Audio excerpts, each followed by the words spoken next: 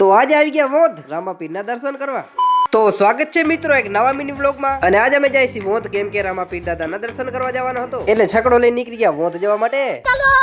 પણ પહેલા તો અમે આવી ગયા ભચાઉ, કેમ કે ભચાઉ થી પ્રસાદ લેવાનો હતો અને અમે ભચાઉ પ્રસાદ લેવા ગયા હતા ને મને મળ્યા અમારા ફ્રેન્ડ. એટલે થોડાક આપણા ફ્રેન્ડ્સ હતા અને બીજા તો આપણા ભાઈબંધ જ હતા યાર. એટલે એ ભચાઉ આવ્યા હતા તો એમને પણ વ્લોગમાં લઈ લીધો. એટલે તમે આ વ્લોગ જોતા હો તો લાઈક ફોલો કરતા જજો. મૂકો પછી ભાઈબંધને મળીને અમે નીકળી ગયા રામાપીરના દર્શન કરવા માટે. અને ભચાઉનો આ મહેલ કેને કેને જોયે છે એ કોમેન્ટ કરતા જજો. અને એ કોમેન્ટ કરતા જજો કે આ કેડી બની રહેશે, કેમ કે 5 વર્ષ થયા તો જોઉં છું કે બને છે રહ્યો અને હજી બની એ નથી રહ્યો. લે મૂકો પછી અમે રામાપીરના મંદિરે પહોંચી આયા અને આવીને કરી લીધા રામાપીર દાદાના દર્શન. અને તમે પણ કોમેન્ટમાં જય રામાપીર લખી દેજો. અને રામાપીરના દર્શન કરીને અમે નીકળી ગયા ભચાઉ જવા માટે. અને પછી ભચાઉ પહોંચી આયા અને પહેલા તો જાસુ કા ખાવા, કેમ કે ભૂખ ઘણી લાગી હતી યાર.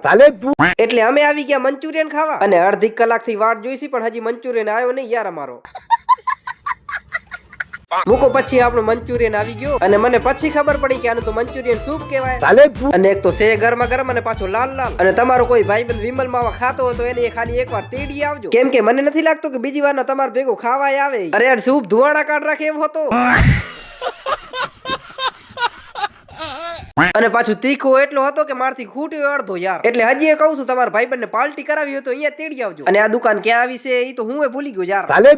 દુકાનને મૂકો અમે પછી આવી ગયા બદામ શેક પીવા, કેમ કે તીખો ઘણો લાગો તો યાર. અને બદામ શેક પીને આવી ગયા નારિયેલ પાણી પીવા અને નારિયેલ પાણી પીને નીકળી ગયા ઘરે. અને તમે વિચારતા હશો કે આ વિડીયોમાં દાબેલી તો આવી એ નહીં. એટલે વાત એવી છે કે મંચુરિયન ખાઈને જ પેટ ભરાઈ ગયો હતો એટલે દાબેલી હવે બીજી વાર વાત. મૂકો તો હવે અમે ઘરે જઈશું. તમે લાઈક ફોલો અને સબસ્ક્રાઇબ કરતા જાજો. બાય.